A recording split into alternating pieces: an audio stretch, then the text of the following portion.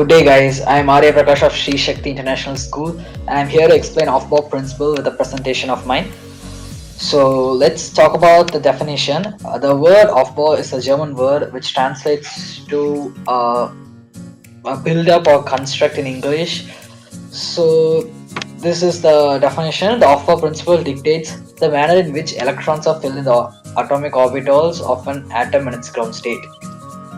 So Aufbau Principle states that it says the electrons are filled into atomic orbitals in the increasing order of orbital energy.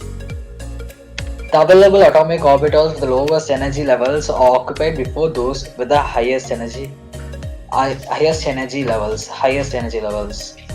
So let's go to the application next. So Aufbau Principle is mainly used to decide the electronic configuration of an element using orbitals. So we'll talk about this detailedly with the examples later in this presentation.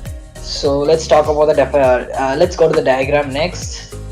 So this is the diagram, basic diagram given for the Aufbau Principle. Here the n refers to the principal quantum number, and I refers to the azimuthal quantum number. And the order of the orbitals are listed here. So the first is 1s, then 2s, 2p, 3s, 3p, 4s, 3d, 4p, 5s, and so on and so on. So next, let's talk about the rules that is need to be followed while writing electronic configuration of element using Aufbau Principle.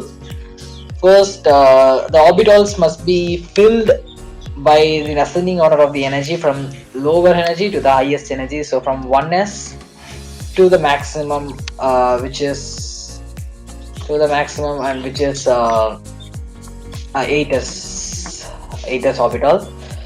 So that can be up to 2 electrons per orbital. Then this is the rules. So next, let's talk about the examples. So first of all, we took lithium as an example with the atomic number 3. So with the atomic number of 3.